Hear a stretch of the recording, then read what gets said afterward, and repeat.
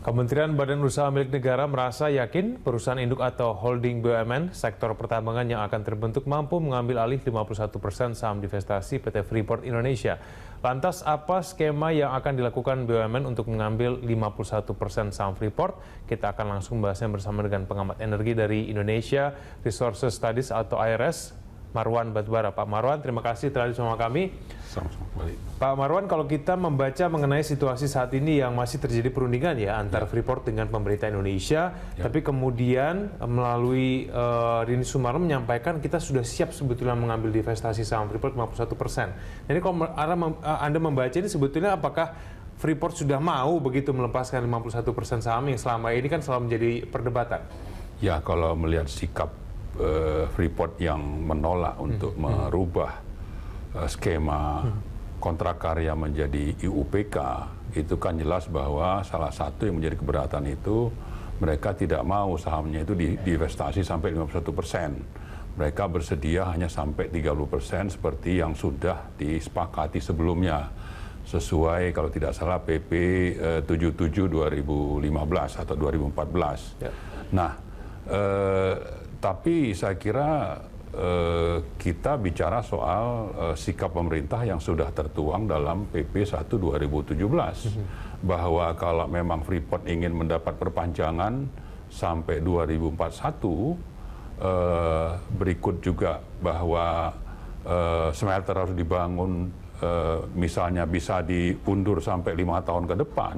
Nah, ini kan sebetulnya relaksasi yang sudah diberikan pemerintah, tapi pemerintah menuntut kesediaan Freeport untuk misalnya mendivestasi saham sampai 51%. Oke, 51%-nya berarti unnegotiable, tidak bisa dinegosiasikan. Ini satu paket saya kira sesuai dengan perintah Undang-Undang 4 2009. Ada 6 isu strategis. 6 isu strategis ini yang sudah hampir 7 atau 6 tahun ya dinegosiasikan, di mana Freeport itu selalu menolak. Salah satunya itu soal misalnya divestasi saham, kemudian pembangunan smelter yang terbukti yang mestinya selesai itu di 2014, dikasih perpanjangan sampai 2017 itu tidak terlihat bekasnya begitu. Nah, sekarang dikasih lagi kesempatan. Jadi artinya sudah begitu banyak relaksasi yang diberikan oleh pemerintah, tapi Freeport tetap bertahan. Nah, saya kira sekarang waktunya pemerintah untuk bersikap tegas bahwa tidak ada lagi relaksasi. Lalu kalau memang ingin mendapat perpanjangan kontrak, harus bersedia untuk mendivestasi saham. Kalau tidak, ya saya kira pemerintah juga bisa bersikap untuk tidak memperpanjang kontrak. Cukup sampai 2021 misalnya. Oke, baik. Gitu. Pak Marwan, kalau misalnya memang pemerintah mau membeli saham Freeport hingga nanti 51% begitu ya, yang harus dicermati apa yang bagi pemerintah Indonesia? Saya kira kita mau dilakukan secara transparan bahwa harga yang dibayar itu memang sebanding.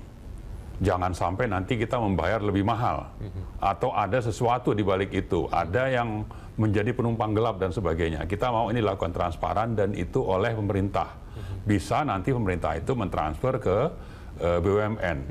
Lalu jangan lupa juga untuk menyertakan BUMD Papua dan Papua Barat, sehingga membentuk konsorsium sehingga nanti total sahamnya itu menjadi 51%. Dan proses ini saya kira kalau menurut PP 1 2017 bisa langsung dieksekusi, karena kalau menurut peraturan itu kan seandainya sudah berproduksi 5 tahun baru melakukan divestasi. Nah, sementara produksinya itu kan sudah sejak tahun 90-an.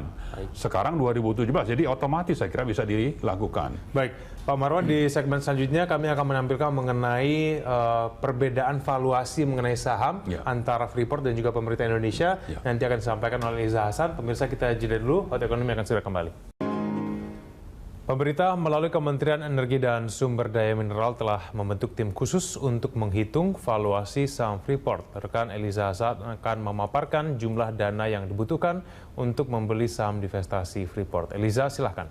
Baik, Kevin Egan dan pemirsa, pemerintah menaikkan persentase kewajiban divestasi saham Freeport dari 30% menjadi 51%. Berapa besar nilai divestasi 51% saham Freeport versi pemerintah dan juga versi Freeport? Kita simak datanya. Ya, untuk nilai divestasi 51% saham Freeport. Dari versi Freeport sendiri mengatakan sebesar 81 miliar US dollar, sementara dari 8,1 miliar US dollar, sementara untuk versi pemerintahnya adalah sebesar 3,01 miliar US dollar. Dan kita lihat di sini untuk tahapan divestasi saham PT Freeport Indonesia di tahun ke-6 sebesar 20%, lalu kemudian tahun ke-7 naik 30%, tahun ke-8 37%, dan tahun ke-9 44%, dan tahun ke-10 51% dari jumlah seluruh saham. Kembali ke Kevin Egan. Ya, terima kasih Eliza Hasan. Saya kembali kepada Pak Marwan. Ada perbedaan valuasi ya Pak Marwan ya. Pemerintah 3 miliar US dollar sedangkan Freeport 8 lah kurang lebih. Ini bagaimana kemudian kalau misalnya terjadi ada dua perbedaan valuasi saham ini? Ya, saya kira harus dilakukan negosiasi ya.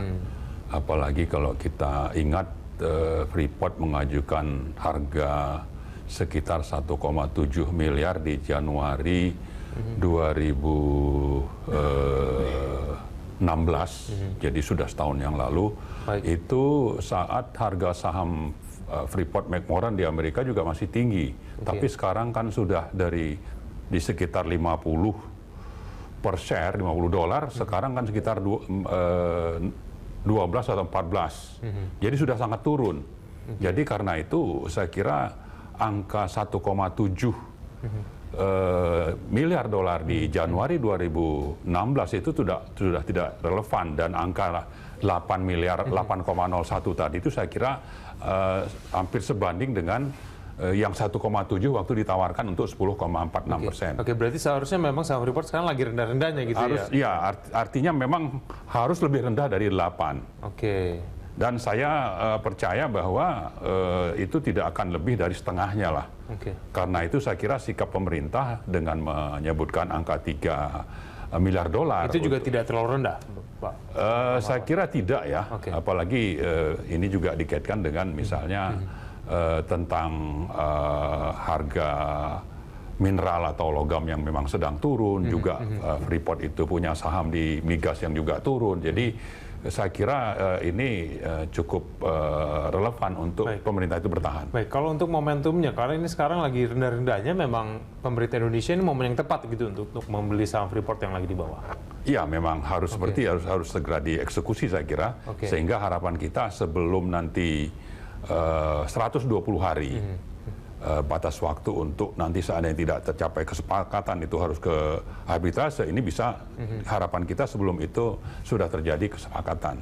Dan untuk itu saya kira pemerintah juga harus menunjukkan sikap, misalnya kalau bicara kewajiban bangun smelter, apa insentif yang bisa diberikan oleh pemerintah, bagaimana infrastruktur pendukung yang dibutuhkan untuk pembangunan smelter, itu juga pemerintah punya komitmen untuk menyiapkan.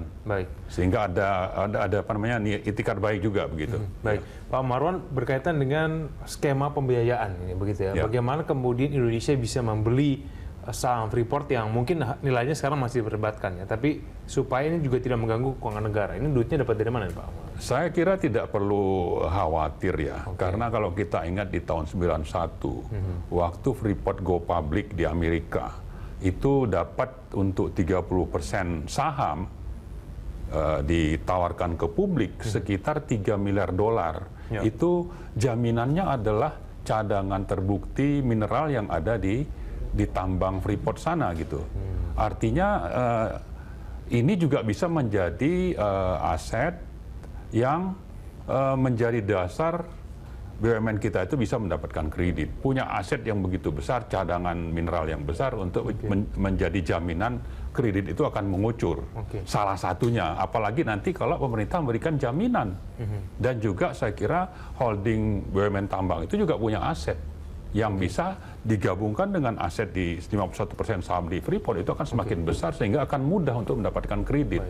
Kalau menggunakan dana pensiun dari BUMN? Nah, saya kira itu lebih bagus lagi. Itu bisa dikombinasikan, tapi tidak perlu mengkhawatirkan bahwa itu harus dari APBN. Tapi yang jelas memang kita mampu ya sebetulnya. Mampu. Saya kira itu sudah dibuktikan oleh Freeport bisa mendapatkan uang, tapi menjaminkan barang yang punya kita gitu. Kita saja yang dari dulu kenapa tidak memulai untuk punya saham lebih besar? Oke, kan baik. begitu. Pak Marwan, kita masih punya satu segmen lagi. Kita jeda dulu. Pemirsa Auto Ekonomi akan segera kembali.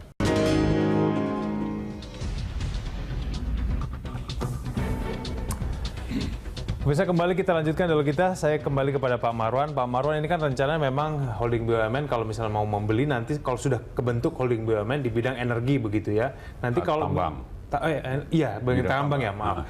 Itu kalau misalnya nanti sudah terjalin begitu ya holding BUMN-nya itu, lalu kemudian sudah membeli, nanti kira-kira bentuk kerjasama yang sesuai itu juga patut kita permasalahan atau bagaimana ya sebenarnya? Saya kira Freeport tetap diberi kesempatan ya.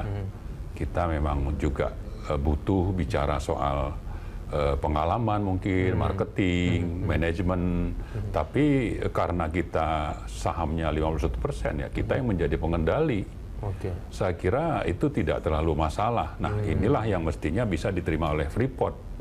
Bahwa setelah setengah abad mereka menguasai, sekarang waktunya kita untuk menjadi leader di sana. Tapi tidak berarti kita mengusir mereka sama sekali. Mereka masih punya kesempatan untuk memiliki saham sampai 49%. Baik, Pak Maura, tapi kunci untuk kita paling tidak memenangkan begitu ya, kita membuat Freeport mengikuti kita begitu, pemerintah Indonesia paling tidak untuk divestasi, kunci dalam perlindungan ini apa Pak?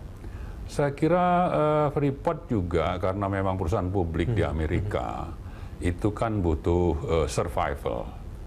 Bahwa kontrak yang ada sekarang itu periodenya sampai 2021. Ini tinggal usia 4-5 tahun ini kan bagi pemegang saham itu kan bermasalah. Pasti mereka butuh perpanjangan.